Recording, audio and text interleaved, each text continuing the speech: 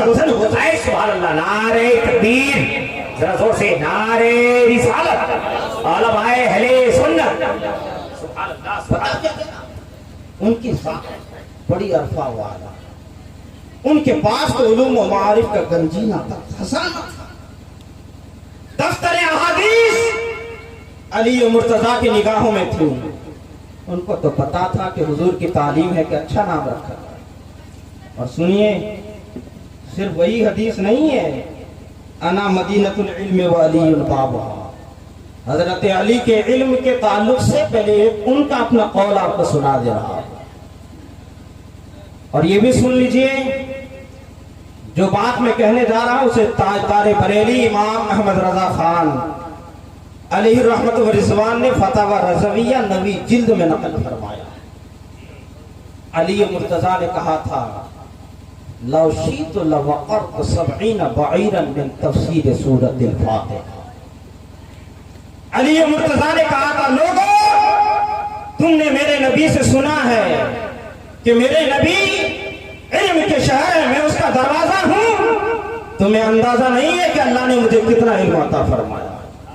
फिर फरमाते हैं, अली को अल्लाह ने इतना इल्म दिया, इतना इल्म दिया, इतना इल्म दिया कि अगर अली चाहे तो सूरह फातिहा की तफसीर, सूरह फातिहा की मीनिंग, सूरह फातिहा की मानी और मतालिब अगर मैं लिखने पर आ जाऊं तो इतनी किताबें तैयार हो जाएं कि वो किताबें अगर 70 ऊंटों पर भी लाद दिया जाए तो वो ऊंट न ले जा सकते। थक थका के ऊंट बैठ जाए, 70 ऊंट भी न ले जा सके।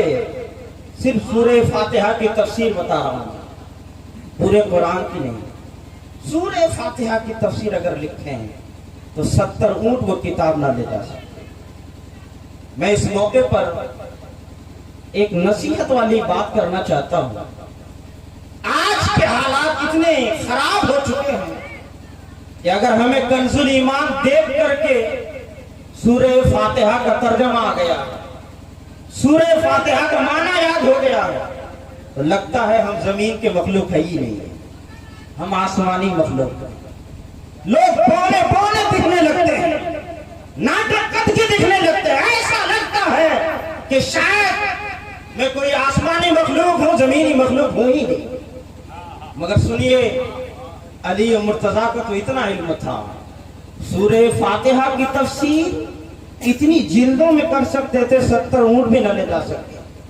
आला हजरत फाजिल बरेलवी से पूछा गया, हजरत जरा अंदाजा करके बताइए ना कितनी जिल्दें लिख सकते थे? तो ताजदार बरेली ने फरमाया, तकरीबन 25 लाख जिल्दों में। जुमला नोट कीजिएगा, क्या कह रहा हूं मैं? 25 लाख जिल्दों में। जिल्द कहते हैं कुरान शरीफ की साइज का, उसी के साइज की मोटाई, लंबाई, चौड़ाई एक जिल्द बनती है।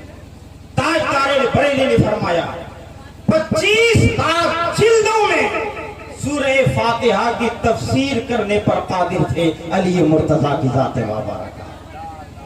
इतना इल्म था उनको।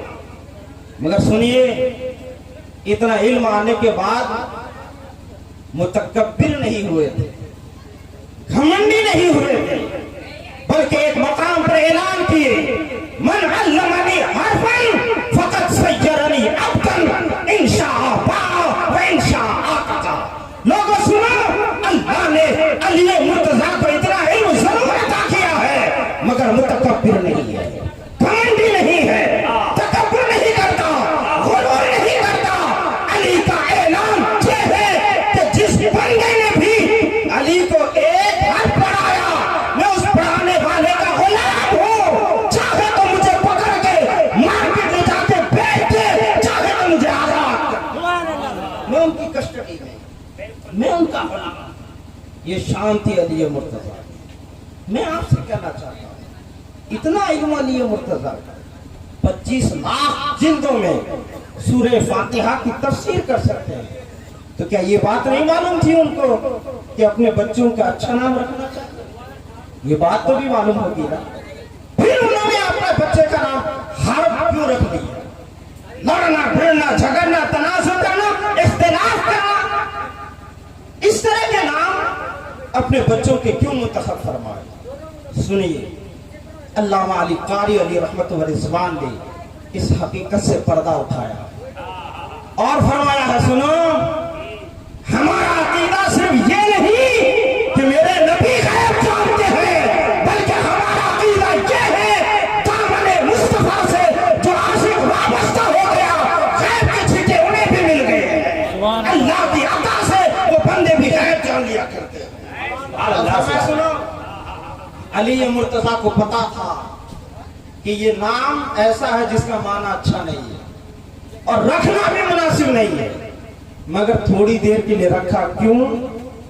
تاکہ اشارہ ہو جائے واقعی کربلا کی طرح ایک وقت وہ بھی آنے والا ہے کہ میرے اس بچے کو جنگ کرنا پڑے گا، لڑنا پڑے گا اور بدماشوں سے جھگڑ کر کے اعلان کلمت اللہ کے لیے پرچم اسلام کو ایسا بلند کرنا پڑے گا کہ 14 صدی کے بعد بھی جب لوگ آئے تو دیکھیں کہ اسلام کا جھنڈا کتنا ہرا بھرا نظر آ رہا ہے۔ سبحان اللہ، سبحان اللہ، سبحان اللہ۔ اسی کی طرف اشارہ کرنے کے لیے سب کچھ جاننے کے باوجود علی مرتضیٰ نے بیٹے کا نام حرب متعین فرمایا تھا اور یہ بھی بتا تھا کہ ابھی رکھ تو رہا ہوں حرب، اشارہ ہو جائے گا واقعی کربلا کے بعد ابھی آمنہ کے لال تشریف لائیں گے، نام پھر بدل ہی دیں گے، اور پھر حضور تشریف لائے، نام چینج کر کے آپ نے حسین متعین فرمایا۔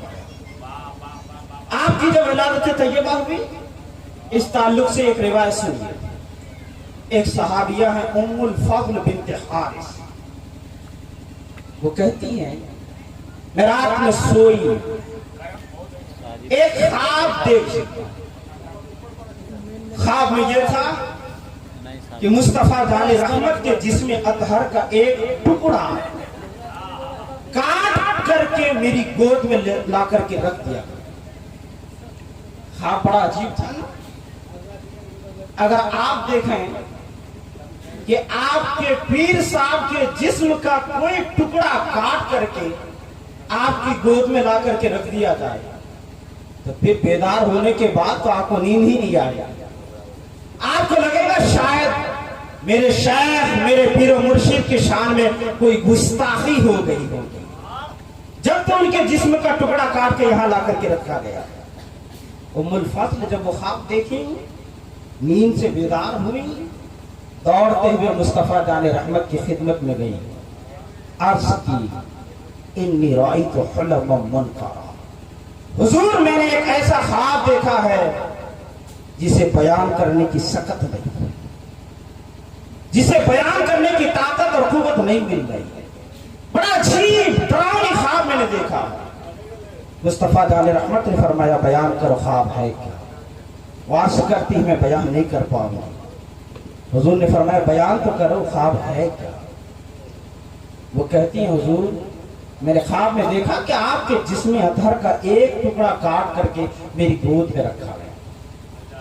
اب سنیے میرے مصطفیٰ نے کیا فرمایا۔ حضور نے فرمایا رأیت خیر تلد فاطمہ انشاءاللہ غلاما یکون فی الحجر، فرمایا ام الفضل تجھے اگرچہ وہ خواب ڈراؤنی محسوس ہو رہا ہے، غلط سا لگ رہا ہے، بڑا عجیب و غریب محسوس ہو رہا ہے، مگر رأیت خیرن تم نے بہتر خواب دیکھا۔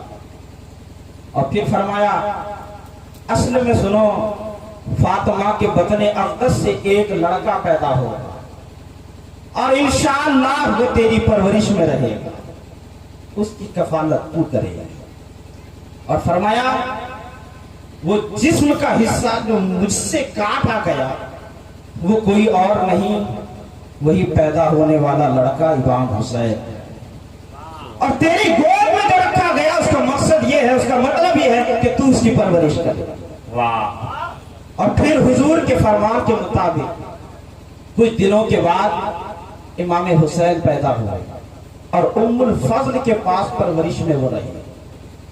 کچھ ایام گزرنے کے بعد ام الفضل امام حسین کو لے کر کے مصطفیٰ جان رحمت کی خدمت میں آئی۔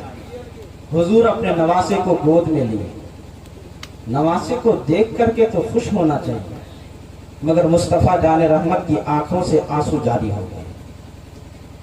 ام الفضل نے عرض کیا حضور آپ کے چہرے پر تو مسرت و شادمانی کے آثار ہونا چاہیے، آپ رو رہے ہیں؟ فرمایا جبریل میرے پاس ابھی آئے اور وہ یہ کہہ کے گئے کربلا کی سرزمین پر میرا ہی کلمہ پڑھنے والے کچھ بدبخت میرے اس نواسے کو شہید کر دیں گے، اس وجہ سے میری آنکھوں سے آنسو جاری ہو گئے۔ میں اس مقام پر امام حسین کی ولادت طیبہ سے متعلق جو حدیث آپ کو میں نے پڑھ کے سنائی، اس کی روشنی میں اہل سنت و جماعت کے ایک عقیدے کے بکھرے ہوئے گیسو سوار ہو گئے۔ ہمارا عقیدہ یہ ہے کہ الحمدللہ نبی غیب جانتے ہیں۔ ابھی امام حسین کی پیدائش نہیں ہوئی تھی، امام حسین شکم فاطمہ میں جلوہ گر تھے، فاطمہ کے پیٹ میں تھے۔ ارے نادان، تجھے پتا نہیں چلتا کہ ماں کے پیٹ میں لڑکا ہے یا لڑکی ہے، زندہ بھی ہے کہ مر بھی گیا ہے، مگر آمنہ کے لال کی شان یہ کہ فاطمہ کے پیٹ کو دیکھا بھی نہیں، دن دیکھے بتایا کہ فاطمہ کے پیٹ میں جو ہے وہ لڑکی نہیں بلکہ لڑکا انشاءاللہ جنم ہو۔ سبحان اللہ، سبحان اللہ، نعرہ تکبیر، ذرا زور سے نعرہ رسالت، یا رسول اللہ، علماء اہل سنت زندہ باد، فیضان شہدائے کربلا زندہ باد۔ اور مصطفیٰ جان رحمت نے جیسا فرمایا ویسے ہی ایک لڑکے کی ولادت ہوئی، امام حسین تشریف لائے۔ اس مقام پر اس بات کی بھی نشاندہی کر دی میرے مصطفیٰ نے کہ ان کو کربلا کی سرزمین پہ شہید کر دیا جائے۔ ایک بات مجھے بتائیں، جو بات موجودہ زمانے میں نہ ہو، مستقبل میں آنے والے زمانے میں فیوچر میں ہونے والے اس بات کی خبر اگر ابھی دے دی جائے تو یہ غیب ہے کہ نہیں؟ بولیے بولیے نا، یہ غیب ہے کہ نہیں؟ پرسنٹ ٹائم جو بات ہو اس کی خبر دے تو مان جائیں یہ غیب نہیں ہے، دیکھ کے بتایا ہے، لیکن جب فیوچر کی خبر دی جا رہی ہے تو اس کا مطلب یہ غیب ہے۔ اس وقت امام حسین کی ولادت ہوئی، ابھی گود میں ہے، ابھی شہادت کی کوئی بات نہیں، کوئی چرچا نہیں، اس طرح کے برے حالات بھی ابھی پیدا نہیں ہوئے، مگر آمنہ کے لال اسی وقت سے بتا رہے ہیں کہ انہیں شہید کیا جائے۔ تم اس چکر میں ہو اور یہ دعویٰ کر رہے ہو کہ نبی کو دیوار کے پیچھے کی خبر نہیں، معاذ اللہ، نبی کو اس بات کی بھی خبر ہے کہ ماں کے پیٹ میں کیا ہے، نبی کو یہ بھی خبر ہے شہید کہاں کیا جائے گا، کس کو کیا جائے گا، شہید کرنے والا بدبخت کون انسان ہوگا، وہ سارے حقائق میرے نبی جانتے۔ آئیے چلا کہ آمنہ کے لال کو اللہ نے غیب کا علم بھی عطا فرمایا ہے، اور کوئی غیب کیا تم سے نہا ہو بھلا، جب نہ خدا ہی چھپا تم پہ کروڑوں درود۔ میرے مصطفیٰ کو رب نے عرش اعظم پہ لیلۃ المعراج بلا کر کے اپنا دیدار کرا دیا ہے۔ رب سے زیادہ کوئی غیب؟ جب میرے نبی نے سب سے بڑے غیب کو دیکھ لیا، اس کو جان لیا، یہ چھوٹے چھوٹے غیوبات کی کیا حیثیت؟ میرے نبی کو اللہ رب العزت نے غیب کا علم عطا فرمایا ہے۔ اور یاد رکھیں اس مقام پر مصطفیٰ جان رحمت نے ایک مٹی کا چھوٹا سا حصہ اپنے دست اقدس سے حضور نے اٹھایا اور اپنی زوجہ محترمہ ام سلمہ کو بلایا اور انہیں دے دیا۔ فرمایا اسے شیشی میں بند کر کے رکھنا، جب یہ مٹی خون میں تبدیل ہو جائے تو سمجھ جانا کہ میرے نواسے شہید کر دیے گئے۔ بات سمجھ میں آ رہی ہے؟ اور پھر یہی ہوا کہ کربلا کی سرزمین 10 محرم الحرام کو جب امام حسین شہید کیے گئے، ام سلمہ اس وقت باحیات تھی، جب وہ شیشی نکال کر کے دیکھی تو واقعتاً اس میں مٹی نہیں تھی بلکہ خون تھا۔ اس مقام پر میں یہ بھی کہنا چاہتا ہوں ایک بات اور، حضور کی ازواج مطہرات میں، حضور کی بیویوں میں سب سے چہیتی بیوی ام المومنین عائشہ صدیقہ رضی اللہ تعالی عنہا تھی۔ سوال یہ ہے، مٹی جو مصطفیٰ علیہ رحمت نے اٹھائی اور اٹھا کر کے اپنی ایک زوجہ محترمہ کو عطا فرمائی، تو سب سے زیادہ پیاری بیوی تو عائشہ صدیقہ تھی، تو پھر یہ مٹی عائشہ صدیقہ کو حضور نے کیوں نہیں دی؟ ام سلمہ کو کیوں عطا فرمائی؟ سنیے علامہ علی قاری نے کیا اس کی وجوہات ذکر کی۔ تاریخ کے اوراق پلٹو، حقیقت کے چہرے سے سارے گرد و غبار ہٹیں گے اور مصطفیٰ جان رحمت کے علم غیب کا ایک شگوفہ، ایک دلیل نکھر کر کے سامنے آئے گی۔ تاریخ کے اوراق گواہ ہیں، جب کربلا کی سرزمین پر امام حسین شہید کر دیے گئے تھے، اس وقت حضور کی ازواج مطہرات میں سے حضرت ام سلمہ کے سوا کوئی دنیا میں باحیات نہیں تھی، سب انتقال کر گئی تھی۔ شہیدی بیوی عائشہ صدیقہ ہونے کے باوجود مٹی کا انہیں نہ دینا، ام سلمہ کو دینا، اس بات کی جانب اشارہ تھا۔ ارے نادان، میں عائشہ کو دوں تو دوں کیسے؟ کربلا کے واقعہ کے بعد عائشہ زندہ نہیں رہے گی، اس لیے میں انہیں مٹی نہیں دے رہا ہوں، ام سلمہ رہے گی، اس لیے انہیں مٹی فراہم کر۔ آئے سبحان اللہ، نعرے تکبیر، ذرا زور سے نعرے رسالت، یا رسول اللہ، علماء اہل سنت زندہ باد، فیضان شہدائے کربلا زندہ باد۔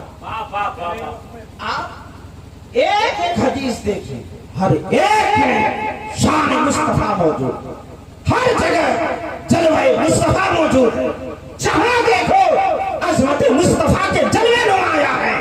جس حدیث کو دیکھو علم غیب مصطفیٰ کا ببانگ دول وہ اعلان کر رہی ہے، میرے نبی جس طرح سے پاسٹ کو جانتے ویسے ہی وہ میرے نبی پرسینٹ کو جانتے ہیں، فیوچر کو جانتے ہیں، کائنات کا چپا چپا میرے نبی کے سامنے ایسے ہی ہے جیسے انسان آپ کے ہتھیلی کی چیزوں کو ملاحظہ کرتا ہے۔ اور سنیے، بڑی تفصیلات ہیں، اختصار کے ساتھ ایک دو چیز اور بیان کر رہا ہوں۔ امام حسین کی فضیلت سے متعلق ایک حدیث، اور ہو سکے شاید تو بڑھا کے میں دو کر دوں۔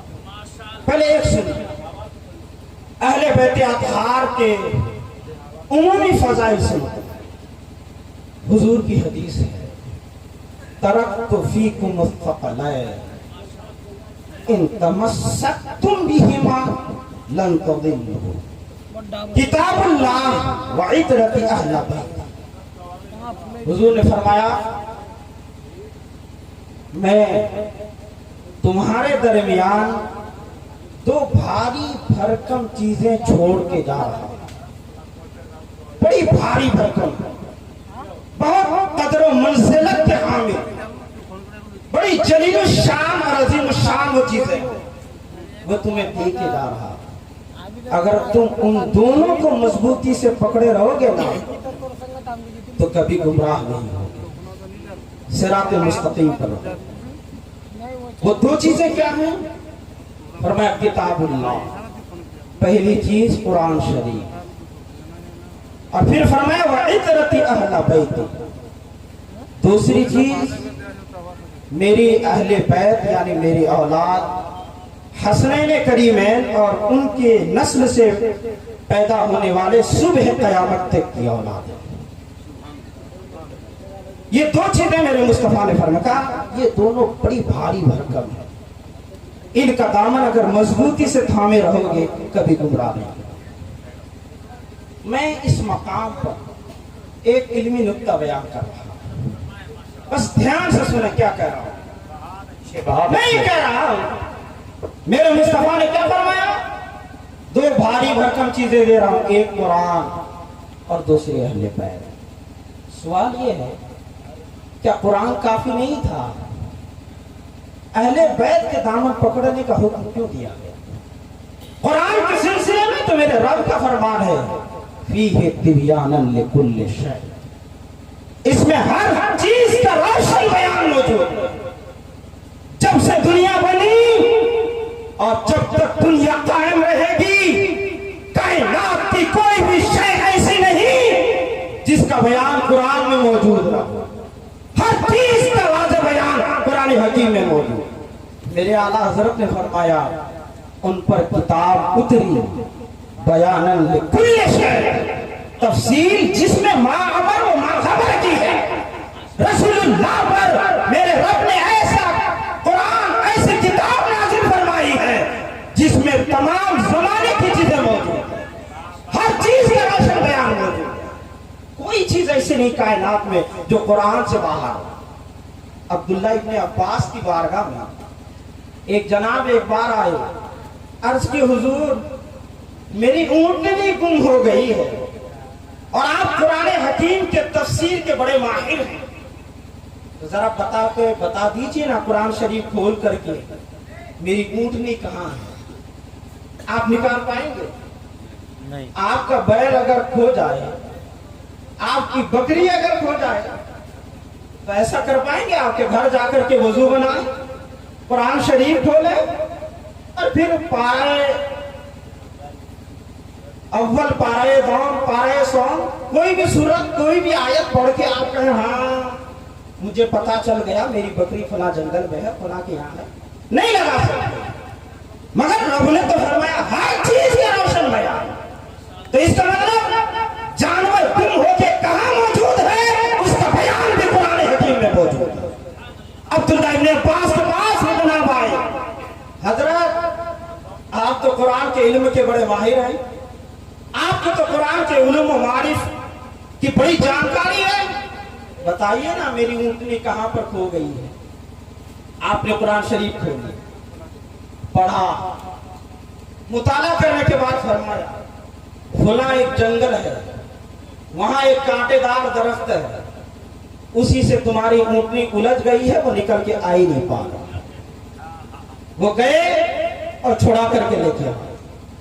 ایک بار عبداللہ ابن عباس کے پاس ایک جناب آئے اور عرض کیے یہ بتائیے رب فرماتا ہے قرآن حکیم میں ہر چیز کا روشن بیان موجود ہے، میری سوئی گم ہو گئی ہے، ذرا بتا دیجئے نا سوئی کہاں پڑی ہے؟ بتا سکتے ہیں آپ؟ نہیں بتا سکتے۔ مگر عبداللہ ابن عباس نے قرآن کھولا، پڑھا، مطالعہ کرنے کے بعد فرمایا جاؤ فلاں جگہ تمہاری سوئی وہاں پڑی ہوئی ہے۔ گیا عین بتائی ہوئی جگہ پر پایا، لا کر کے آپ کی بارگاہ میں پیش کیا اور شہادت دیا میں گواہی دیتا ہوں کائنات میں کوئی تنگا بھی ایسا نہیں ہے جس کا بیان قرآن میں موجود نہ ہو، جس کا واضح بیان میرے رب نے کتاب اللہ میں نہ کیا ہو۔ ہر خوش کو درکا کائنات کے ہر چیز کا واضح اور روشن بیان میرے رب نے قرآن حکیم میں فرمایا ہے۔ سبحان اللہ، نعرے تکبیر، اللہ اکبر، ذرا زور سے نعرے رسالت، یا رسول اللہ، فیضان قرآن، زندہ باد، قانون اسلام، زندہ باد۔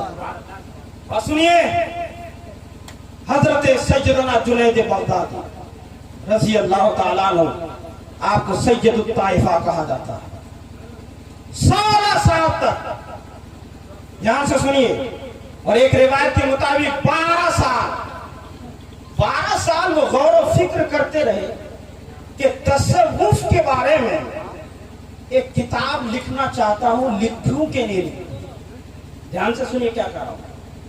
تصوف کے بارے میں صوفیت کیا ہوتی ہے، صوفی اسم ہے کیا، اس کی حقیقتیں کیا ہے، اس کی خصوصیتیں کیا ہے، صوفی کے اوصاف کیا ہیں، آدمی صوفی بنتا کیسے ہے، کون کون سی چیزیں ہو تو جس کی وجہ سے صوفیت میں بگاڑ پیدا کر دے، ان کے بارے میں وہ ایک کتاب لکھنا چاہ رہے تھے۔ 12 سال تک انہوں نے غور و فکر کیا، لکھو کہ نہ لکھو۔ پھر دل نے فیصلہ کیا لکھو تصوف کے حوالے سے ایک کتاب۔ تو 12 سال انہوں نے محنت و مشقت کر کے ایک کتاب تیار کی۔ کتنے سال لگ گئے بولیے؟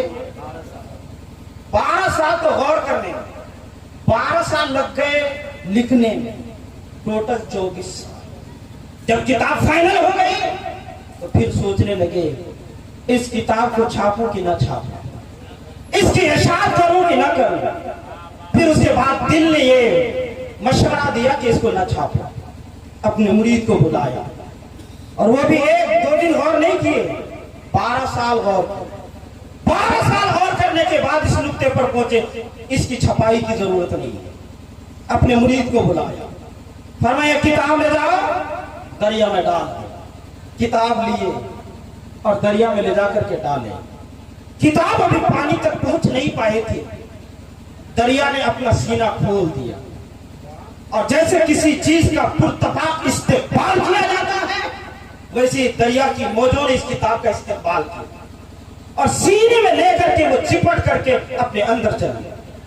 फिर उसके बाद वो मुरीद जुनैद बगदादी की खिदमत में आया, अर्ज किया हुजूर, किताब डालते वक्त मैंने जो मंजर देखा है ना, अगर वो न देखता तो सवाल भी नहीं करता, मगर बड़ा अजीब मंजर देखा है, इसलिए सवाल करने की तबीयत चाह रही है। हुजूर, मैंने देखा है जब किताब मैंने दरिया में डाली ना, तो फिर वो पानी बीच से ऐसे फटा जैसे अपना कलेजा चाक कर दिया और आपकी किताब को जैसे अपने दिल में जगह दे दिया। मुझे वो मंजर दिखने में आया। वजह क्या है? अगर किताब इतनी अच्छी थी तो आपने दरिया में डाला क्यों? पढ़ने के लिए देते। और अगर इतनी अच्छी नहीं थी तो आपने लिखा क्यों? ये फलसफा तो समझाइए। अब सुनिए जुनैद बगदादी ने क्या कहा। जुनैद बगदादी ने फरमाया, 12 साल तक गौर किया लिखूं कि न लिखूं। 12 साल मैंने मेहनत करके लिखी, 12 साल मैंने गौर किया इसकी इरशाद करूं कि न करूं, इसको छापूं कि न छापूं।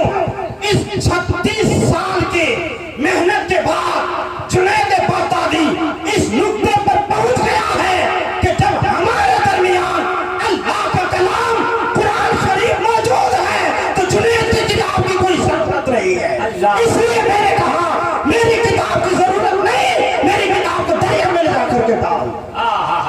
मैं ये कहना चाहता हूं, कुरान इतना काम, कुरान इतना अकमल, कुरान इतना मुकम्मल, 36 साल की मेहनत करने के बाद जो किताब तैयार हुई, उस किताब के बारे में एक जलील शान वली कहते हैं मेरी किताब की जरूरत नहीं क्योंकि कुरान मौजूद है। अब्दुल्ला इब्ने अब्बास फरमाते हैं कुरान मौजूद है, कोई और चीज नहीं चाहिए। सुई भी मिल रही है कुरान पढ़ करके, उल्टी भी हो जाए वो भी मिल जा रही है कुरान पढ़ करके। मैं ये कहना चाह रहा हूं, जब कुरान में सब कुछ है, कायनात के चप्पे चप्पे का इल्म है, तो फिर हुजूर ने ये क्यों कहा कि तुम कुरान को भी मजबूती से थामना और अहले बैत अतहार को भी मजबूती से थामना? क्या कुरान काफी नहीं था? क्या कुरान अनकंप्लीट है? क्या कुरान नामुकम्मल है? और अगर नामुकम्मल नहीं है तो फिर उधर अहले बैत अतहार की पैरवी का हुक्म क्यों दिया? आओ इमाम इब्ने हजर अस्कलानी से पूछो, वो इस हकीकत को बड़े आसान लहजे में समझाते हैं। फरमाते हैं हर चीज में एक थ्योरी होती है और एक प्रैक्टिकल होती है। अगर तुम्हें इस्लाम की थ्योरी देखना हो तो कुरान का मुताला करो, इस्लाम की प्रैक्टिकल देखना हो तो करबला का वाकया देखो, अहले बैत अतहार देखो। अहले बैत अतहार का एक तरीका कुरान की प्रैक्टिकल है। जिसने कुरान की प्रैक्टिकल देखना हो वो अहले बैत अतहार का तरीका देखता चला है। सुभान अल्लाह, सुभान अल्लाह, बिल्कुल सच है। इसलिए मेरे मुस्तफा ने कुरान हकीम के साथ साथ अहले बैत अतहार की पैरवी का हुक्म दिया है। इसलिए हुक्म नहीं दिया कि कुरान नामुकम्मल है, हुक्म इसलिए दिया वो तो एक थ्योरी है। अगर प्रैक्टिकल देखना हो, अमली दुनिया में देखना हो तो हुसैन इब्ने अली का किताब देखो, तब जाके तुम्हें समझ में आएगा कि इन्नल्लाह मअस साबिरीन के जलवे क्या है, सब्र के मानी क्या है, सब्र की जलवागाहें क्या है, सब्र का मफहूम क्या है। वो कुरान पढ़ के नहीं, करबला की धरती को पढ़ करके समझ में आएगा।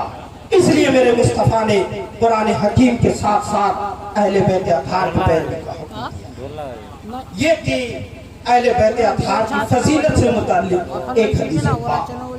इसके साथ साथ वक्त में गुंजाइश नहीं है, एक दूसरे गोशे की तरफ आपको ले जाना चाहता हूं। उम्मन हमारी एक मुखालिफ पार्टी है जिसे शिया कहा जाता है। वो पीटने वाले, सीना को भी करने वाले, मातम करने वाले, अंगारों पे चलने वाले, वो कहते हैं हमें इमाम हुसैन से इश्क है।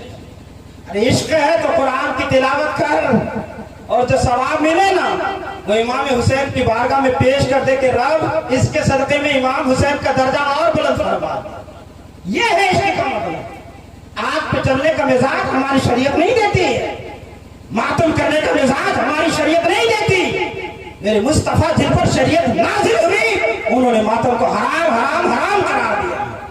दीन अपनी जानिब से बना लेते, शरीयत अपनी जानिब से बना लेते, शरीयत ने कतल इसकी इजाजत नहीं।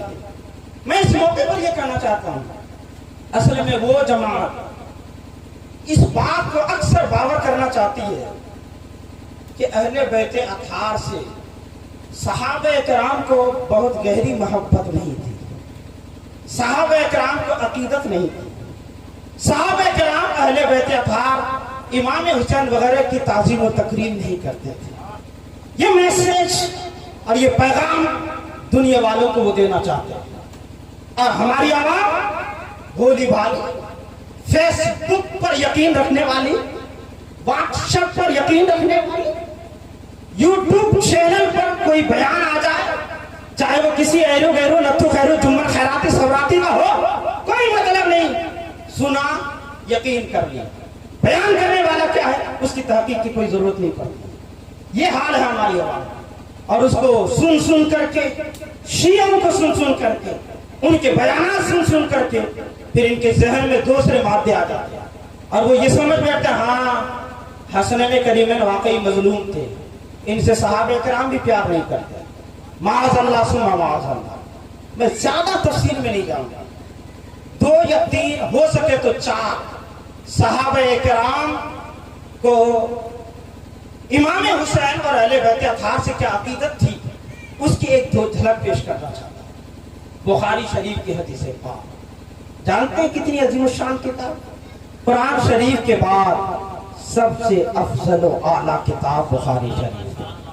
बुखारी शरीफ की रिवायत हजरत सैयदना अबू बकर सिद्दीक मुस्तफा जाने रहमत के इस दुनिया से तशरीफ ले जाने के बाद सहाबा किराम के बाहमी मशवरे से मसरद खिलाफत पर मुतमक्किन हुए, अमीरुल मोमिनीन बने, खलीफतुल मुस्लिमीन बने, हुजूर के नाइब आज़म बने।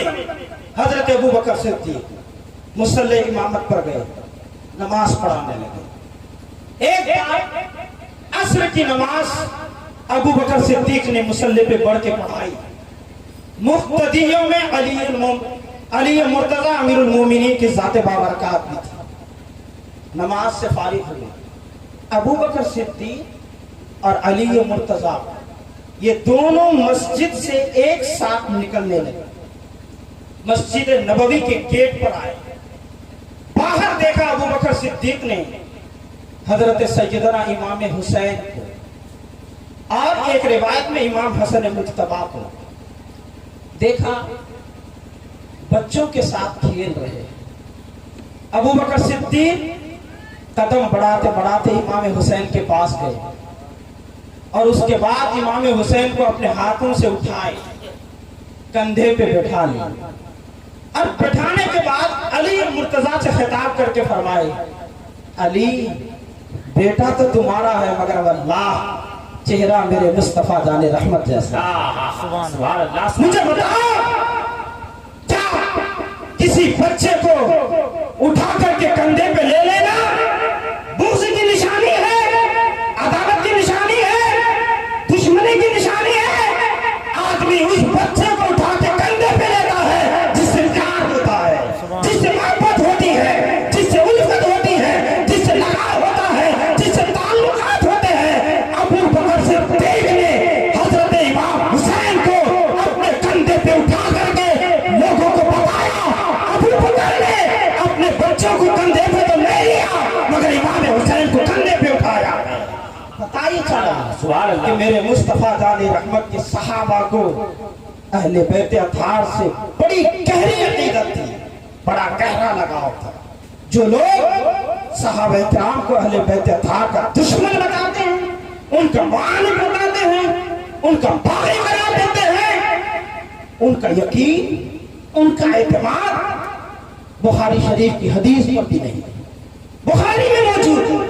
इसको नहीं मानोगे तो फिर मानोगे किसको? कहां से लाओगे इस्लाम? इस्लाम की चीजें तो यहीं पर मौजूद है, इस्लाम के बाहर तो इन्हीं चीजों में मौजूद है। पता ये चला सहाबा किराम अहले बैत अत्हार से सच्ची अकीदत रखते थे। तफसील में नहीं जाऊंगा। दूसरा खलीफा सैयदना फारूक आजम रजी अल्लाह ताला, किताब का हवाला नोट कीजिए, सीरत की बहुत बड़ी किताब सैयरो अलामिन नौबाला। इस किताब में फारूक आजम के बारे में लिखा, एक बार फारूक आजम के पास बहुत सारे कपड़े आए, सहाबा किराम के बच्चे मौजूद थे। उसी भीड़ में, उसी मजमे में हसनैन करीमैन भी तशरीफ फरमा थे। फारूक आजम कपड़े तकसीम करने लगे, सहाबा किराम के बेटों को बुलाते, एक एक कपड़ा देते चले जाते। पूरे कपड़े खत्म हो गए, सहाबा किराम के बच्चों को मिल भी गए, हसनैन करीमैन को नहीं मिला, उनको नहीं दिया गया। लोगों ने बड़ी तिरछी निगाहों से फारूक आजम को देखा, यानी देखने का अंदाज ऐसा था कि वो कहना चाह रहे थे हमारे बच्चों को तो दे दिया मगर रसूलुल्लाह के बच्चों को नहीं दिया। वो एतराज करना चाह रहे थे फारूक आजम। फारूक आजम ने उनकी निगाहों से समझ लिया कि मुझसे पूछना क्या चाहते हैं। फरमाया सुनो, मैंने तुम्हारे बच्चों को दिया है मगर रसूलुल्लाह के बच्चों को नहीं दिया, वजह क्या है? इनमें कोई कपड़ा ऐसा था ही नहीं जो इनकी शान के लायक है। इनकी शान के लायक होता तो पहले मैं इनकी बारगाह में पेश करता। और यह भी सुनो, मैंने यमन के काजी को एक खत लिख दिया है और यह भी कहा है कि यमन में बड़े अच्छे कपड़े तैयार होते हैं, जो सबसे कीमती और सबसे शानदार कपड़ा होगा वो मेरे पास भेज देना, मुझे हसनैन करीमैन को गिफ्ट करना है। थोड़े दिन के बाद वो कपड़े आए, फिर मजमा लगाया और कहा गवाह हो जाओ, उस दिन मैंने जो हसनैन करीमैन को नहीं दिया था उसकी वजह यह थी कि कपड़ा इनकी शान के लायक नहीं था। आज इनकी शान के लायक मैंने यमन से कपड़ा मंगाया है, इसलिए आज भरी महफिल में ये कपड़ा इनकी बारगाह में गिफ्ट कर रहा हूं, इन्हें नजराने के तौर पर पेश कर रहा हूं। मुझे बताएं, मोहब्बत की इससे भी बड़ी कोई और मिसाल हो सकती है? अकीदत की इससे बड़ी कोई और मिसाल हो सकती है? वो ज़ात जो हसनैन करीमैन के लिए आलिशान, जलील शान, खूबसूरत, बेशकीमत यहाँ वहां से नहीं बल्कि यमन की धरती से कपड़ा ला करके गिफ्ट करे वो अमीरुल मोमिनीन खलीफतुल मुस्लिमीन सैयदना फारूक आजम की ज़ात है। पता ये चला फारूक आजम आले रसूल के बागी और सरकार नहीं थे बल्कि उनसे मोहब्बत करने वाली ज़ात फारूक आजम की ज़ात है। सुभान अल्लाह, नारे तकबीर, अल्लाह अकबर, नारे रिसालत, या रसूलुल्लाह, अहले सुन्नत, जिंदाबाद। माशाअल्लाह, एकदम मुतल्लल तरीका। और सुनिए, एक बार मजमा लगा था और वजीफे मुकर्रर हो रहे, तनख्वाहें मुकर्रर हो रही, आप उसे स्कॉलरशिप का भी नाम दे सकते हैं। फारूक आजम बड़े बड़े सहाबा किराम जो दीन का काम कर रहे थे उनकी तनख्वाहें मुकर्रर कर रहे थे। उस मजमा में बदरी सहाबा के साहबजादान भी मौजूद थे। फारूक आजम ने कहा सुनो, आज की महफिल में मैं सबकी तनख्वाहें मुतय्यन कर रहा हूं। फरमाया फलां तुम्हारी तनख्वाह 2000 दिरहम, फलां तुम्हारी तनख्वाह 2000 दिरहम। उस मजमे में जितने थे सबकी तनख्वाह आपने 2-2 हजार दिरहम करके मुतय्यन फरमाया। उसी मजमा में एक किनारे हसनैन करीमैन भी जलवागर था। फिर जब उन पर निगाह करम पड़ी फारूक आजम की, देखा हसनैन करीमैन मेरे मुस्तफा के लफ्ते जिगर हैं, रैहानतुर रसूल हैं, जन्नती नौजवानों के सरदार हैं। फरमाया सुनो, तनख्वाह सबकी बराबर मुतय्यन नहीं होती, डिफरेंस होता है, फर्क होता है। आपकी जबान में एक मुफ्ती साहब और एक मुंशी जी की तनख्वाह क्या बराबर दी जाएगी? नहीं, फर्क होगा कि नहीं उसमें। उसके बाद फारूक आजम ने कहा मजमा में जितने सहाबा थे मैंने सबके तनख्वाह 2,000 درہم متعین کی ہے، مگر یہ جو 2 لخت جگر ہیں، یہ جو 2 عظیم الشان شخصیتیں ہیں، ان کا تعلق رسول اللہ کے گھرانے سے، یہ صحابہ کرام کے بیٹے نہیں، مصطفیٰ جان رحمت کے بیٹے ہیں، ان کا مقام عرفہ و اعلیٰ ہے، سب کی تنخواہ 2,000 مگر حسنین کریمین کی تنخواہ 5,000 درہم متعین کرتا ہوں۔ سبحان اللہ، سب کی تنخواہ ایک، اور ان دونوں شہزادوں کی تنخواہ 5,000 3,000 زیادہ متعین کرنا، یہ دلیل ہے اس بات کی کہ انہیں اہل بیت اطہار سے عقیدت تھی، پیار تھا، لگاؤ تھا، سچی محبت تھی۔ بکس کی یہ علامتیں نہیں ہوتی، عناد کی بنیاد پر یہ عمل وجود میں نہیں آتے ہیں، عناد کی بنیاد پر تنخواہیں گھٹا کرتی ہیں، تنخواہیں بڑھا نہیں کرتی ہیں۔ تنخواہ کو بڑھنا دلیل ہے اس بات کی کہ فاروق اعظم کو اہل بیت اطہار سے عشق تھا، ان سے لگاؤ اور ان سے پیار تھا۔ آئیے ایک اور روایت سنیے، بڑے چہیتے صحابی سیدنا عبداللہ ابن مسعود رضی اللہ تعالیٰ، نام سنا ہے عبداللہ ابن مسعود؟ نوٹ کر لیجیے، ہمارے 4 امام ہیں 4 مسائل میں، دھیان سے سنیں، مسائل میں کتنے امام ہیں؟ 4۔ پہلا امام اعظم ابو حنیفہ رضی اللہ تعالیٰ عنہ، ان کے بتائے ہوئے مسئلے کے مطابق ہم لوگ چلتے ہیں، اس لیے ہم لوگ اپنے آپ کو حنفی کہتے ہیں۔ دوسرے امام شافعی، تیسرے امام مالک، چوتھے امام احمد بن حنبل، یہ 4 امام۔ مگر سنیے، ان 4 امام میں سے کوئی صحابی نہیں ہے، کوئی صحابی نہیں، سب بات کے انہوں نے مسئلہ بتایا، ظاہر سی بات ہے انہوں نے مسئلہ بتایا ہوگا تو کسی صحابی سے حدیث سن کر کے بتایا ہوگا۔ یاد رکھیے، ہمارے اور آپ کے امام اعظم ابو حنیفہ نے جو مسئلے بتائے، جن حدیثوں کی روشنی میں مسئلے بتائے، وہ حدیثیں تقریباً سب کے سب روایت کی ہوئی ہیں عبداللہ ابن مسعود سے۔ پورا فقہ حنفی، پورا امام اعظم کا مذہب و مسلک، اس کا شجرہ جو جا کے ملتا ہے وہ عبداللہ ابن مسعود سے جا کے ملتا ہے۔ اتنے زبردست صحابی، ان کے بارے میں کہا گیا افقہ الصحابہ بعد الخلفاء الراشدین، 4 خلفاء راشدین، ابو بکر صدیق، فاروق اعظم، عثمان ذو النورین، حیدر کرار، علی مرتضی، ان 4 کے بعد پوری دنیا کا سب سے بڑا مفتی عبداللہ ابن مسعود، ان سے بڑا کوئی فقیہ نہیں، ان سے بڑا کوئی مفتی نہیں۔ پوری خلافت میں اللہ نے جو سب سے زیادہ مسائل کا علم عطا فرمایا، عبداللہ ابن مسعود کو عطا فرمایا ہے۔ سنیے ان کی روایت کیا ہے۔ عبداللہ ابن مسعود نے فرمایا، امام ابن حجر اسقلانی نے اپنی کتاب الصواعق المحرقہ میں اس روایت کو درج فرمایا۔ عبداللہ ابن مسعود نے کہا، لوگو نمازیں تو بہت پڑھتے ہو، ماتھے تے بہت رگڑتے ہو، پیشانی پہ پتہ نہیں کیا سے کیا دھبا بنا لیتے ہو، آؤ تمہیں ایک نسخہ بتا دے رہا ہوں، 100 سال کی عبادت میں بھی اتنا ثواب نہیں ملے گا جو ثواب میرے بتائے ہوئے نسخے میں اللہ تمہیں عطا فرما دے گا۔ یاد رکھو، میں کسی دنیا دار یا لوگوں کے ووٹوں پر منتخب ہونے والے نیتا کی بات نہیں کرتا، بلکہ رسول اللہ کے انتخاب سے منتخب ہونے والے صحابی رسول عبداللہ ابن مسعود کی بات بتا رہا ہوں۔ وہ غلط نہیں ہو سکتے، ان کی شان تو یہ ہے کہ میرے نبی نے فرمایا، اصحابی کالنجوم فبأیہم اقتدیتم اہتدیتم، میرے تمام صحابہ نجوم و کہکشاں ہیں، ان میں سے جن کی بھی تم پیروی کرو گے ہدایت پا جاؤ گے، جنت پہ چلے جاؤ گے۔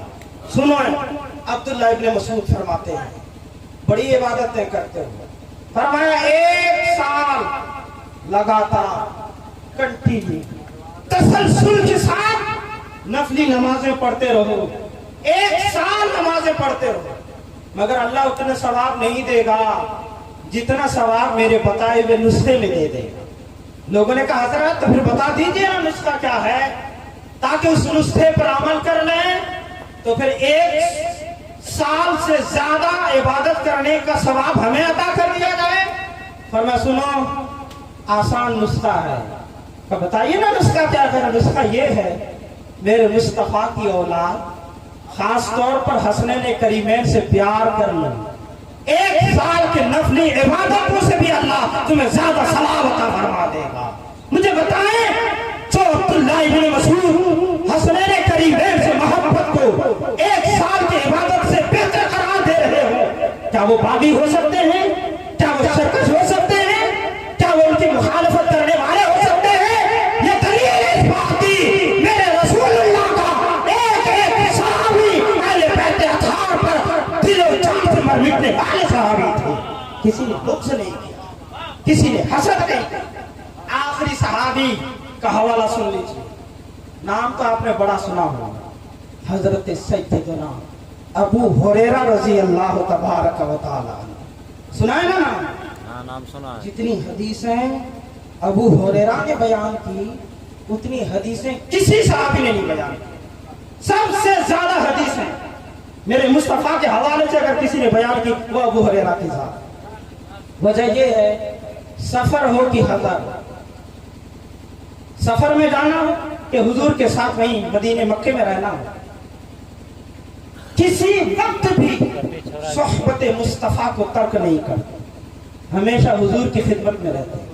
ज़बान अतहर से जो भी हदीस निकलती अबू हुरैरा सुन लेते और सुन करके अपने जहन में रख लेते। वो तो जो भी मसला आता फौरन कहते हाँ मैंने सुना है मेरे नबी ने ऐसा फरमाया। किसी भी मजलिस में जब सहाबा के दरमियान बात आती यार ये जायज है कि ना जायज, अबू हुरैरा कहते ये हाँ मैंने तो सुना है मेरे नबी ने ऐसा कहा, जायज है यार, मेरे पास हदीस मौजूद है। हर मसले पर हदीस पेश करते थे अबू हुरैरा। तो साहब इकराम को शक होने लगा, वो भी शक उस दर्जे का नहीं, एक डाउट होने लगा इसी हल्का फुल्का, यार ये जो भी मसला पेश करो कहते यहाँ हदीस मौजूद है, इनको इतनी हदीसें कहाँ से याद आते, कहीं कुछ और मसला तो नहीं है। फिर उसके बाद लोगों ने कहा यार मामला क्या है, हर मसले पे हदीस पेश करते थे। उन्होंने कहा यहाँ तो शक कर रहे हो, जरा मेरा अंदाज भी तो देखो, तुम तो कारोबार भी कर लेते हो, तुम तो घर भी जाते हो, जब हुजूर सफर पे जाते हैं तुम तो हुजूर को छोड़ देते हो, मगर मेरा रहना सहना भी तो देखो, क्या सफर क्या हज़र, जब भी देखोगे तो हुजूर के साथ होना। जो इंसान हमेशा हुजूर के साथ रहेगा हदीसें उनके पास ज्यादा नहीं होगी तो तुम्हारे पास होगी। फिर उसके बाद सुना लोगों सुनो मैं तुमको एक वाकया भी बता दे रहा हूँ कि मेरा मामला क्या है। असल में एक बार हजरत अबू हुरैरा से हुजूर ने फरमाया अबू हुरैरा मेरे पास बहुत रहते हो, हमेशा रहते हो, ऐसा करो ना एक दिन के वक्फे से मेरे पास आकर के मुलाकात करो, यानी एक दिन मेरे पास रहो, एक दिन नागा करो, दूसरे दिन फिर जाओ और आने के बाद मुलाकात करके फिर जाकर के एक दिन नागा करो। एक दिन के वक्फे से मुलाकात करो, थोड़ा वक्फा होगा ना प्यार बढ़ जाएगा, मोहब्बत बढ़ेगी।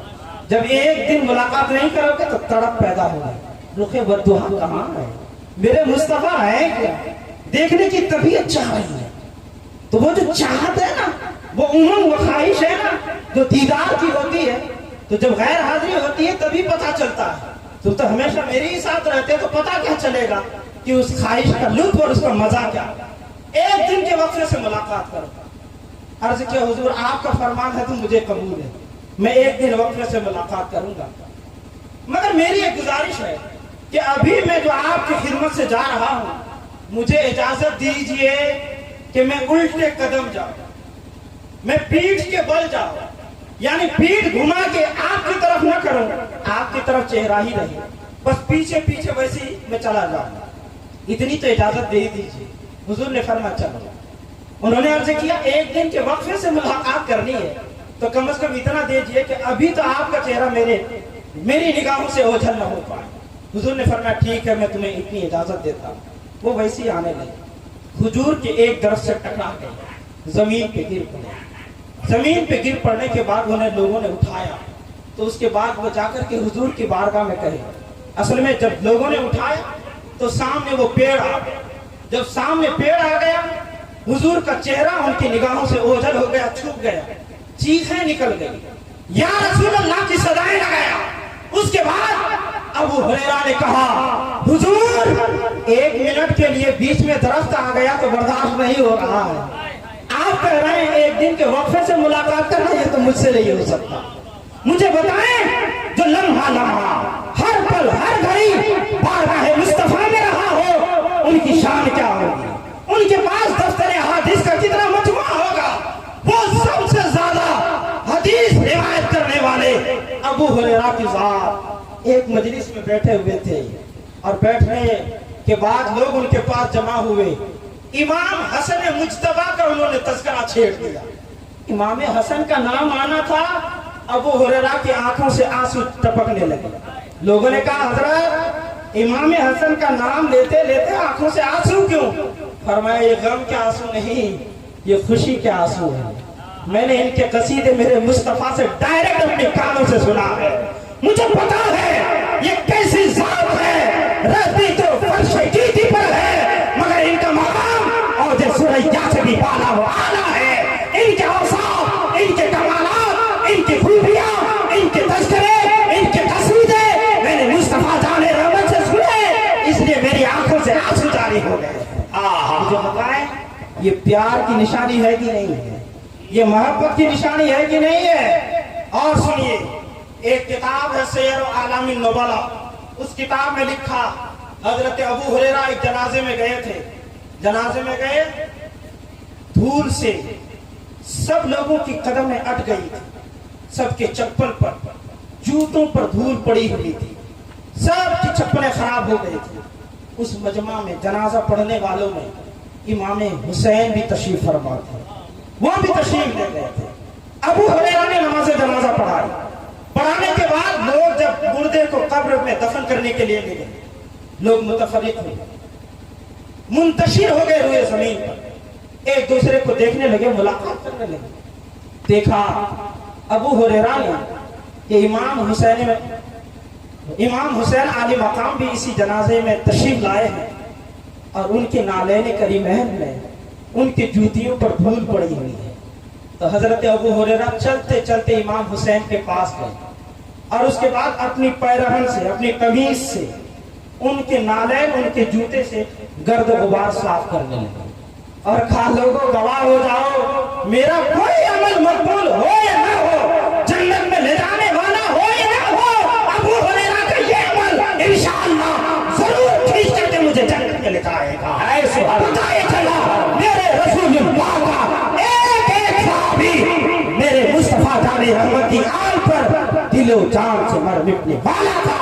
کسی نے بوس و عناد نہیں کی، سرکشی نہیں کی، دشمنی نہیں کی، اختلاف نہیں کیا، بلکہ تعلقات قائم رکھے، اور ان کی محبت، ان کے عشق، ان سے لگاؤ، ان کی خدمت کو اپنی نجات کا انہوں نے ذریعہ بنا کر کے رکھا. یہ صحابہ کرام کے اہل بیت اطہار سے عشق کے حوالے سے گفتگو تھی. آخری گفتگو، اس کے بعد میں اپنی گفتگو ختم کرتا ہوں. آخری گفتگو یہ ہے، ہمارے سیمانچل کا علاقہ، چاہے وہ کٹیہار کا حصہ ہو، پورنیہ، کشن گنج، اتر دیناج پور، ارریہ وغیرہ، یہ جتنا ہے اس سرکل میں آتا ہے، اس دائرے میں، اس پورے علاقے میں ایک چیز مکمل طور پر حاوی اور مسلط ہے. محرم الحرام کے موقع پر چاند جب طلوع ہوتا ہے، ڈھول، تاشے، باجے، ناچ، کود، لاٹھیاں، بھالے، طرح طرح کے اوزار لے کر کے میدان میں آ جاتے ہیں، اور قاعدے سے بجاتے ہیں، ناچتے ہیں، کودتے ہیں. اور اگر پوچھئے تو کہتے ہیں عشق حسین ہے اسی لیے کرتے ہیں، امام حسین سے لگاؤ ہے اسی لیے کرتے ہیں، اہل بیت اطہار سے پیار ہے اسی لیے کرتے ہیں. سنو میرے مصطفیٰ نے کیا کہا تھا. بیہقی کی روایت ہے، حضور نے فرمایا دنیا میں آنے کے میرے بہت سارے مقصد ہیں، مگر انہی مقاصد میں سے میری پیدائش کا ایک مقصد یہ بھی ہے کہ میں دنیا میں اس لیے آیا ہوں تاکہ ڈھول کو مٹا دوں، باجوں کو مٹا دوں، تاشوں کو مٹا دوں، شیطانی آوازوں کو روئے زمین سے نیست و نابود کر دوں. میرے نبی کی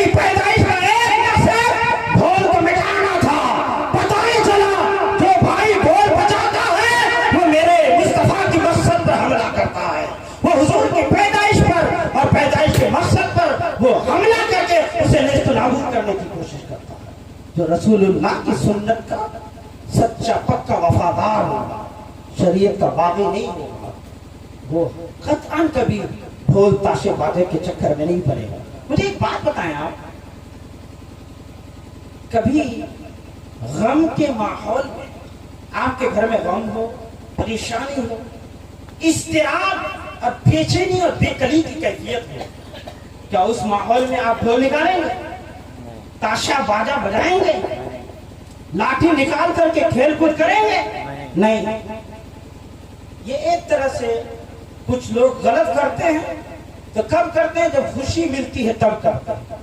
مجھے بتائیں، محرم کا مہینہ طلوع، چاند جب اس کا طلوع ہوتا ہے تو کیا آپ کے چہرے پہ خوشی کے آثار آ جاتے ہیں کہ مجھے خوشی مل گئی، مسرت مل گئی؟ نہیں۔ جو اہل بیت اطہار کا عاشق ہوتا ہے ان کی آنکھیں پانی میں ڈوب جاتی ہیں، آنسوں میں ڈوب جاتے ہیں کہ میرے امام کو ایسے ایسے شہید کیا گیا۔ 3 دن تک انہیں بھوکا پیاسا رکھا، جن کے صدقے میں، جن کے نانا کے صدقے میں کائنات وجود میں آئی، ان کے نواسے پر پانی بند کر دیا گیا، انہیں ذبح کیا گیا، انہیں قتل کیا گیا، انہیں شہید کیا گیا۔ پھر آپ کی آنکھوں میں تو آنسو آنا چاہیے، پھر ڈھول کیسے بجاتے ہیں؟ میں اس موقع پر تھوڑی لمبی 2-4 منٹ کی گفتگو کر دینا چاہتا ہوں۔ یاد رکھیے، مجھے یہ ایک حدیث یاد آ رہی ہے، اور وہ حدیث بھی عبداللہ ابن مسعود سے مروی ہے۔ انہوں نے فرمایا لِكُلِّ شَيْءٍ مُنْتَہَا، ہر چیز کی ایک حد ہوتی ہے، ہر چیز کی ایک حد ہوتی ہے، ہر چیز کی ایک انتہا، ہر چیز کا ایک اینڈ ہے، اختتام۔ وہ منتہا السلام برکاتہ، اور فرمایا سلام کی انتہا اور سلام کی اختتام اور سلام کا اینڈ فرمایا برکاتہ ہے۔ یعنی جب کسی کو آپ سلام کہیں نا تو سلام میں آپ کہاں تک بڑھائیں گے؟ عبداللہ ابن مسعود نے فرمایا السلام علیکم ورحمۃ اللہ تعالی وبرکاتہ، فرمایا یہی اس کا اختتام ہے، بس یہی تک۔ اب ہمارے بہت سارے لوگ تو وہ مغفرت اور پتہ نہیں کیا کیا بڑھا دیتے ہیں۔ عبداللہ ابن مسعود نے فرمایا ہر چیز کی انتہا اور سلام کی انتہا برکاتہ ہے۔ اس حدیث نے کلیئر کر دیا کائنات میں کوئی ایسی چیز نہیں جس کا کوئی سرکل، جس کا کوئی دائرہ، جس دائرے پہ، جس خط پہ، جس لکیر پہ جا کر کے وہ چیز ختم ہو جاتی ہے، اس سے آگے کراس نہ کرے۔ ہر چیز ایسی ہے جس کی کوئی نہ کوئی انتہا۔ آپ مجھے ایک بات بتائیں، نماز سب سے افضل و اہم عبادت ہے نا؟ اس سے بڑھ کر کوئی عبادت نہیں۔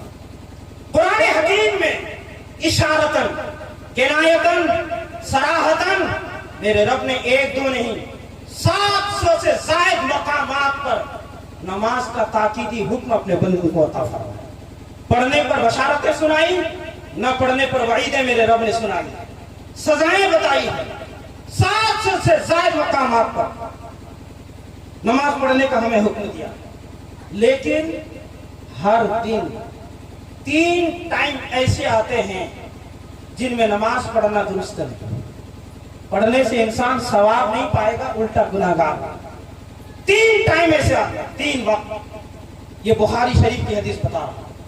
وہ 3 وقت کون کون سے ہیں؟ جب سورج طلوع ہو رہا ہو، جس وقت سورج بیچوں بیچ پہنچ جائے، اور جس وقت سورج غروب ہو رہا ہو، ڈوب رہا ہو۔ سورج جب طلوع ہو رہا ہو، طلوع ہونے کا جو اس کا ٹائم ہو، اس وقت سے 20 منٹ آگے، مثلا سورج 6 بجے طلوع ہو رہا ہے صبح، تو اس کا مطلب 6:20 تک نماز پڑھنا جائز ہے۔ پڑھیں گے گناہگار ہو جائے گا۔ اس 20 منٹ میں نہیں پڑھ سکتے۔ ہاں جب 6:21 ہو جائے تو آپ پڑھ سکتے ہیں۔ ایک ایگزامپل ہے، مثال ہے۔ یہ بات اس وقت جب کہ 6 بجے طلوع ہو، لیکن اگر 6:02 پہ طلوع ہو تو 20 منٹ اگر اس میں ایڈ کر دیں گے تو پھر اب 6:22 ہو جائے۔ اس کا مطلب 22 منٹ تک آپ عبادت نہیں کر سکتے۔ جب 23واں منٹ آ جائے گا تو جا کر کے آپ نماز پڑھتے ہیں۔ اسی طرح سے جب سورج ڈوب رہا تو جب ڈوبے سورج، ڈوبنے سے 20 منٹ پہلے مکروہ وقت آ جاتا ہے۔ اس وقت میں عام طور پر عبادت کرنے کا حکم ہے۔ ایک خاص صورت ہے، وہ بھی مسئلہ نہیں بتاؤں گا۔ مثلاً 6 بجے سورج اگر ڈوب رہا ہے تو 6 بجنے سے 20 منٹ پہ یعنی 5:40 پہ وہ مکروہ وقت شروع ہو جائے گا اور نماز پڑھنا درست نہیں ہے. پڑھیں گے تو پھر آپ کو گناہگار قرار دینا چاہیے. ہاں لیکن اگر عصر کی نماز اسی دن کی تھی, آپ نے کسی وجہ سے ادا نہیں کی, تو ہمارے علماء فرماتے ہیں پڑھ لیں. لیکن اگر کوئی نفلی نماز اس وقت میں پڑھنا چاہتے ہیں نہیں پڑھ سکتے, گناہگار. اسی طرح سے جب سورج بیچوں بیچ پہنچ جائے, اس کا ٹائم 20 منٹ نہیں رہتا ہے, اس کا ٹائم عموماً 45 منٹ تک رہتا ہے, اور یہ موسم کے لحاظ سے آگے پیچھے ہوتے رہتا ہے. ابھی عموماً یہ 11 بجے شروع ہوتا ہے اور 11:45-46 تک یہ وقت رہتا ہے. اس درمیان نماز نہیں پڑھ سکتے. بلکہ ہمارے علماء نے فرمایا اگر جنازہ پہلے سے تیار تھا اور یہ وقت آ گیا تو فرمایا جنازے کی نماز بھی مت پڑھو, یہ 45 منٹ گزرنے دو پھر جنازے کی نماز پڑھو. نہیں پڑھ سکتی اس وقت میں. پتہ یہ چلا بخاری شریف کی حدیث کی روشنی میں پر ڈے روزانہ ایک دن میں 3 ایسے اوقات آتے ہیں جن میں نماز پڑھنا درست نہیں. پڑھیں گے تو گناہگار ہوگا. حضور سے پوچھا گیا حضور ان 3 وقتوں میں نماز پڑھنا ممنوع کیوں نہیں پڑھ سکتے؟ حضور نے فرمایا اصل میں ان 3 وقتوں میں شیطان آسمان کے بغل میں جا کر کے اپنی سینگ نکال کر کے ظاہر ہوتا ہے, اور ان 3 وقتوں میں جب کوئی انسان اللہ کی عبادت کرتا ہے تو شیطان سمجھتا ہے میری پوجا کر رہا ہے, تو اس وقت کی عبادت سے شیطان خوش ہو جاتا ہے. عبادت رب کو خوش کرنے کے لیے کی جاتی, شیطان کو خوش کرنے کے لیے نہیں کی جاتی. اس لیے ان 3 اوقات میں عبادت نہ کرو کہ شیطان کو خوش کرنا ہوگا اور اس سے اللہ راضی نہیں ہوگا. اس لیے ان 3 اوقات میں نماز پڑھنا شریعت نے ناجائز کرا. اب مجھے ایک بات بتائیں, اب اگر اللہ کا کوئی بندہ سامنے آیا آ کے وہ کہہ رہا ہے ہاں میں پنجگانہ نماز پڑھتا ہوں, جماعت کے ساتھ پڑھتا ہوں, جمعہ پڑھتا ہوں, تہجد گزار ہوں, چاشت کی نماز پڑھتا ہوں, صلاۃ التسبیح کا عادی ہوں, میں ان 3 وقتوں میں بھی پڑھ کے رہوں, مجھے نماز سے پیار ہے, مجھے نماز سے عشق ہے, مجھے نماز سے محبت ہے. مجھے بتائیں ایسا شخص اگر ان 3 وقتوں میں نماز پڑھے اور وہ یہ کہے کہ مجھے عشق ہے نماز سے اس لیے پڑھ رہا ہوں, ثواب ملے گا اسے؟ بولیے نا, ملے گا؟ نہیں ملے گا. کیوں؟ شریعت تمہارے گھر میں ہی شریعت جب میرے نبی نے منع کر دیا پھر تمہیں پڑھنے کی اجازت ہے. تم نہیں پڑھ سکتے ہو. تم اگر اسے محبت کا نام دے رہے ہو تو وہ محبت نہیں, شریعت سے باہر, شریعت کے معاندتوں سے دشمنی. پتہ ہی چلا محبت کا بھی ایک دائرہ ہے, محبت کا بھی ایک سرکل ہے, محبت کے بھی حدود ہیں. ان حدود کے اندر رہ کر کے اگر محبت کرو گے تو محبت ہے, اور نہیں تو وہ عداوت میں تبدیل ہو جایا کرتے ہیں. محبت کے اندر رہ کر ان حدود میں رہ کر کے نماز پڑھو تو نماز حدود کو کراس کر کے اگر نماز پڑھو گے تو پھر نماز نہیں وہ گناہ میں تبدیل ہو جاتا ہے. مجھے بتائیں روزہ بہت پیاری عبادت, اتنی پیاری عبادت کہ حدیث قدسی میں میرے رب نے فرمایا الصوم لی وانا اجزی بہ. رب نے فرمایا روزہ تو میرے لیے رکھا جاتا ہے, اور جس نے روزہ رکھا میرے لیے سمجھ لو کہ اس نے مجھے پا لیا. اس سے بڑا اور اجر کیا چاہیے؟ اب سنیں, سال میں 5 دن ایسے آتے ہیں جن 5 دنوں میں روزہ رکھنا حرام, نہیں رکھ سکتے, گناہگار ہو جائیں گے. وہ 5 دن کون سا؟ ایک عید کا دن اور 4 دن اس بقرعید یعنی 10ویں 11ویں 12ویں 13ویں ذی الحجہ. 10ویں کے دن آپ قربانی کرتے, 11ویں 12ویں 13ویں 3 دن اور ایڈ کیجیے, ٹوٹل 4 دن یہ ہو گئے, 10 11 12 13 اور ایک عید الفطر. یہ 5 دن ایسے ہیں جن میں روزہ رکھنا حرام ہے۔ حرام کیوں پتا ہے؟ رب نے فرمایا ہے میں تو اپنے بندے کو روزانہ کھلاتا، پل پل کھلاتا۔ آپ جو ابھی عشاء کے وقت کھانا کھا کر کے یہاں بیٹھے ہیں، کس کا کھایا ہے آپ نے؟ میرے رب کا ہی نہ کھایا ہے۔ آپ جو صبح اٹھ کر کے ناشتہ کریں گے کس کا کھائیں گے؟ رب ہی کا عطا کردہ نہ کھائیں گے، اللہ کو کھلانا ہی ہے۔ مگر اللہ فرماتا ہے ان 5 دنوں میں اپنے بندے کی مہمان نوازی کرتا، مہمان نوازی کرتا، ان کے لیے کھیر کا انتظام کرواتا، ان کے لیے گوشت کا انتظام کرواتا۔ اب اگر کوئی بندے خدا کوٹ کامل بن کر کے سامنے آیا، نہیں مجھے تو روزے سے پیار ہے، میں ان 5 دنوں میں بھی روزہ رکھوں گا، مجھے بتائیں کیا وہ اس روزے پر ثواب پائے گا؟ چھٹان برابر بھی ثواب نہیں ملے گا۔ کیوں؟ روزہ رکھنے کا ایک سرکل ہے، ایک دائرہ ہے، ایک حد ہے جو رب نے بتایا ہے، پیارے مصطفیٰ نے بتایا۔ اس دائرے کے اندر رہ کر کے روزہ رکھو تو اللہ تمہیں ثواب عطا کرے گا۔ دائرے کو توڑ دو گے تو ثواب نہیں بلکہ تمہیں گناہ دے دیا جائے گا۔ ان 5 دنوں میں اللہ تمہاری مہمان نوازی کا انتظام کر رہا ہے، تمہاری مہمان نوازی کر رہا ہے۔ ہمیشہ تو اللہ کا کھاتے ہو، آج اللہ خصوصی طور پر تمہیں دے رہا ہے، اور تم کوٹ قابل بن کے کہہ رہے میں روزہ رکھوں گا، میں نہیں کھاؤں گا، تو گویا کہ یہ اللہ کی مہمان نوازی سے انکار کرنا ہوگا۔ اس لیے ایسا شخص ثواب نہیں پاتا ہے، گناہ اس کے نام اعمال میں درج کیا۔ پتہ ہے محبت کا ایک دائرہ، روزے سے محبت ہو تو اس کا یہ مطلب نہیں کہ ان 5 دنوں میں بھی روزہ رکھے گا تو گناہگار ہوگا، ثواب نہیں۔ مجھے بتائیں نماز جیسی عبادت کا ایک دائرہ ہے، روزے جیسی عبادت کا ایک دائرہ ہے، اس دائرے کے اندر نماز پڑھو تو ثواب ملے، دائرے کو کراس کر جاؤ تو گناہ ہو جائے۔ روزے کا ایک دائرہ، اس دائرے کے اندر رہ کر کے روزہ رکھو تو اللہ کو تم پالو، تمہیں ثواب دے دیا جائے، اور اس دائرے کو کراس کرو تو تمہارے نام اعمال میں گناہ درج کر دیا جائے۔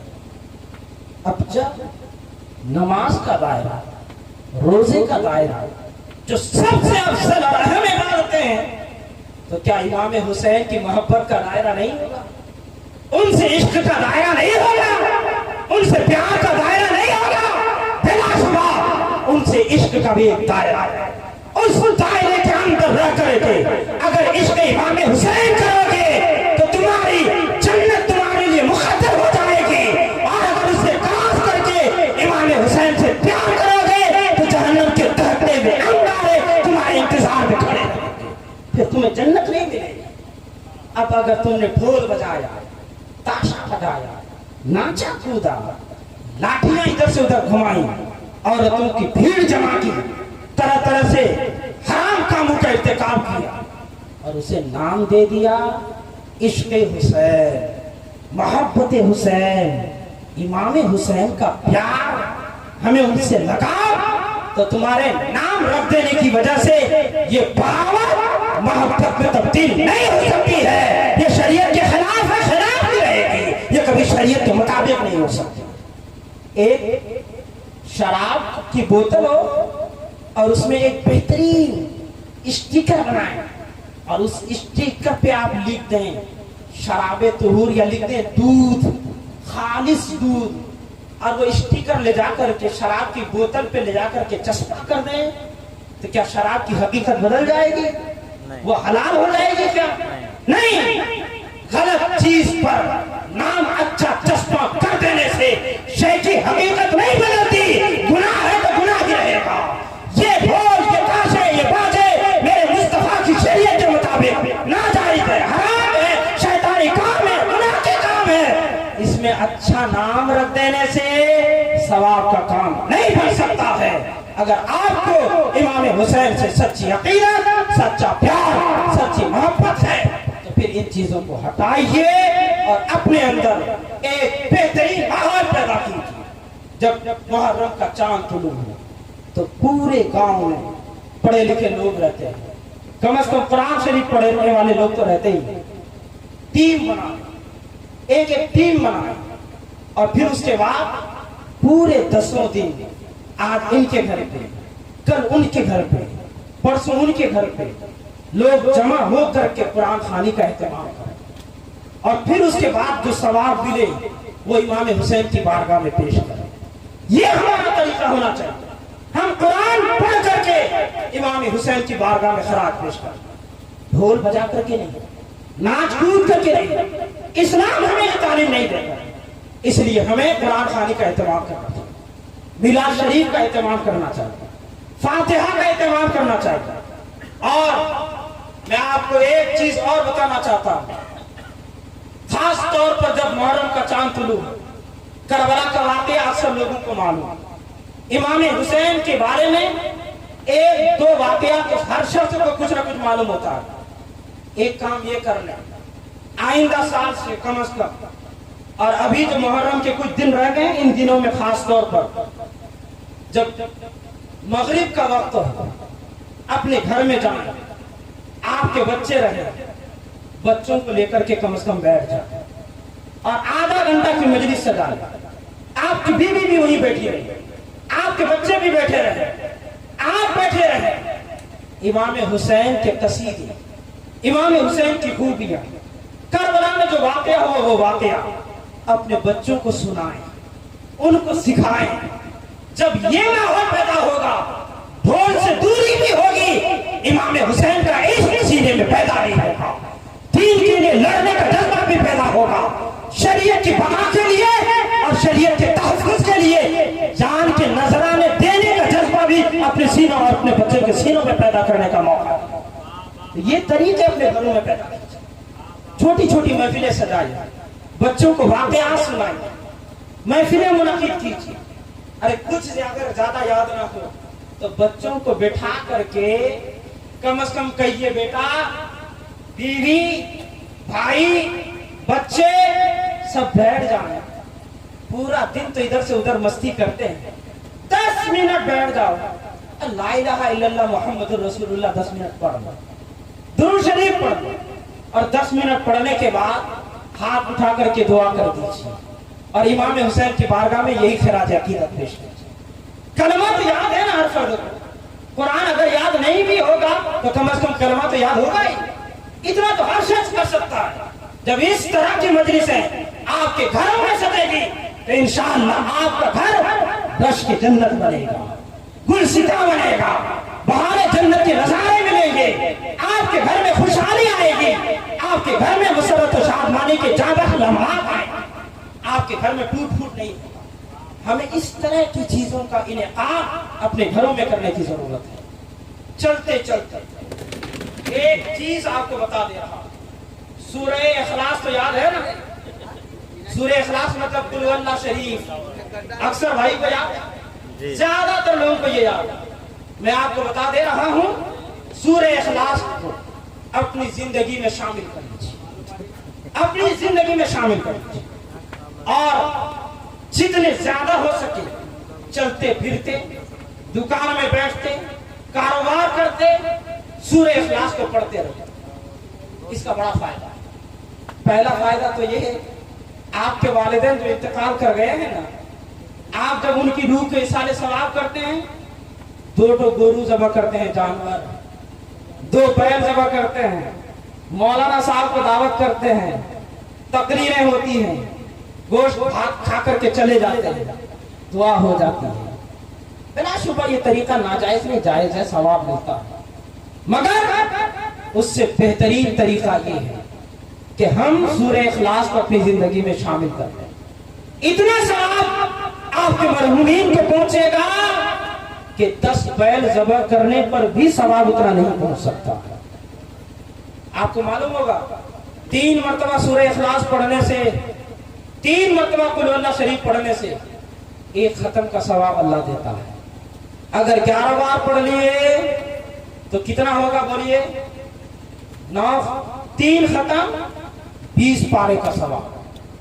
اور 11 مرتبہ قل اللہ شریف اگر پڑھیں گے تو آپ کو 2 سے 3 منٹ لگیں گے، اس سے زیادہ نہیں لگیں گے۔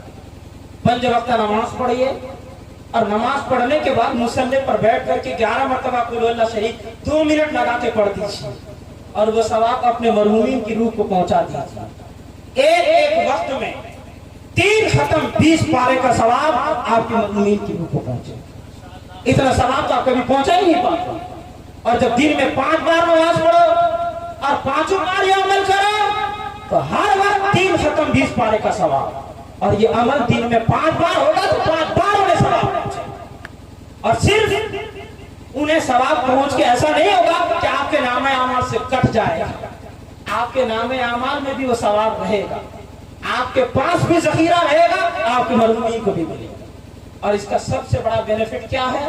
حدیث سنیے، اس کے بعد اپنی گفتگو میں ختم کر رہا ہوں۔ بیہقی کی حدیث پاک اور امام حاکم نے المستدرک شریف میں اس حدیث کو نقل فرمایا۔ مصطفیٰ جان رحمت غزوہ تبوک کے لیے تشریف لے جا رہے تھے، اور طلوع فجر صادق سے پہلے مدینہ طیبہ سے حضور نکلے، اور راستے میں آپ نے نماز ادا کی۔ سورج جب طلوع ہو رہا تھا تو بہت دور چلے گئے تھے مدینے سے۔ جبریل امین حضور کی خدمت میں آئے، آنے کے بعد عرض کیا حضور مدینے کی جانب ذرا دیکھیں تو صحیح۔ حضور نے جب نگاہ پلٹ کے مدینے کی جانب دیکھی تو دیکھا سورج طلوع ہونے کے وقت روزانہ پر ڈے جو سورج کی روشنی ہوتی ہے، روزانہ کے حساب سے اس دن روشنی کچھ زیادہ نظر آ رہی تھی۔ ایسا لگ رہا تھا کہ آج ایک نہیں 1000 سورج ایک ساتھ طلوع ہو رہے ہیں، بڑھ گئی روشنی۔ مصطفیٰ نے رحمت نے جب دیکھا کہ کبھی ایسی روشنی تو نظر نہیں آ رہی تھی، آج اتنی روشنی کیوں نظر آ رہی؟ حضور کو معلوم تھا، ایسا نہیں کہ حضور کو پتا نہیں تھا، حضور جانتے تھے، مگر حضور کے ساتھ صحابہ بھی تھے۔ تو حضور نے سوچا میں جبریل سے پوچھ لوں تاکہ جبریل مجھے بتا دے، میرے صحابہ بھی سن کر کے ان کو بھی معلوم ہوگا۔ صحابہ کو سکھانے کے لیے میرے مصطفیٰ نے جبریل سے پوچھا، جبریل روزانہ کے حساب سے آج سورج کی روشنی زیادہ کیوں نظر آ رہی ہے؟ عرض کیا حضور مدینے میں آپ کے ایک صحابی کا انتقال ہو گیا۔ فرمایا صحابی کا انتقال ہو گیا تو پھر سورج کی روشنی کیوں بڑھ گئی؟ انتقال اور سورج کی روشنی میں اضافے میں تعلق کیا ہے، نسبت کیا ہے، معاملہ کیا ہے؟ صحابی کا انتقال ہوا تو سورج کی روشنی بڑھی کیوں؟ انہوں نے عرض کیا اصل میں معاملہ یہ ہے کہ آپ کے اس صحابی کی نماز جنازہ میں 70,000 آسمان سے فرشتے اتر آئے۔ وہ روشنی سورج کی نہیں، وہ مقدس بندے فرشتوں کی چہروں کی روشنی، اس لیے روزانہ کے حساب سے آج روشنی زیادہ نظر آ رہی ہے۔ مصطفیٰ جان رحمت نے فرمایا میرے اس صحابی کے نماز جنازہ میں 70,000 آسمان سے فرشتے آ گئے، اللہ نے انہیں بھیج دیا نماز جنازہ پڑھنے کے لیے۔ ان کا کون سا عمل اللہ کو پسند آ گیا؟ جبریل امین کے کلمات سنو، وہ کہتے ہیں کان یکثر قرات قل هو اللہ احد لیلا و نہارا۔ حضور رات و دن آپ کا یہ صحابی کثرت سے زیادہ قل هو اللہ شریف پڑھا کرتا تھا، جس کی برکت سے آپ جب مدینے میں کوئی نماز جنازہ پڑھنے والا نہیں تو اللہ نے آسمان سے ایک دو نہیں 70,000 فرشتوں کو بھیج دیا۔ اے سبحان اللہ، نعرہ تکبیر، اللہ اکبر، نعرہ رسالت، یا رسول اللہ، علماء اہل سنت، زندہ باد، فیضان شہدائے کربلا، زندہ باد۔ سبحان اللہ۔ فرمایا وہی سورہ اخلاص قل هو اللہ شریف پڑھنے کی برکت 70,000 فرشتے جنازے میں آ گئے۔ میں کہتا ہوں 70,000 فرشتے کو آنے کی ضرورت نہیں ہے، ایک فرشتہ اگر آ جائے ہمارے جنازے میں اور دعا کے لیے ہاتھ اٹھا دے، میرے معبود اس بندے کو بخش دے۔ وہ تو فرشتے ہیں نا، معصوم، گناہ نہیں ہے۔ لا یعصون اللہ ما امرهم ویفعلون ما یؤمرون، یہ رب کے مقدس بندے ہیں، نافرمانی نہیں کرتے، وہی کام کرتے ہیں جس کام کا اللہ انہیں آرڈر دیتا ہے۔ تو جب وہ ہمارے لیے دعا کریں اس کا مطلب اللہ نے دعا کرنے کے لیے کہا ہے۔ جب رب دعا کرنے کے لیے کہے تو پھر اللہ قبول کیوں نہیں فرمائے گا؟ میں یقین کے ساتھ کہتا ہوں 70,000 فرشتے نہیں، ایک فرشتہ اگر آ کر کے ہماری نماز جنازہ پڑھ لے تو جنت ہماری مقدر بن کے رہ جائے۔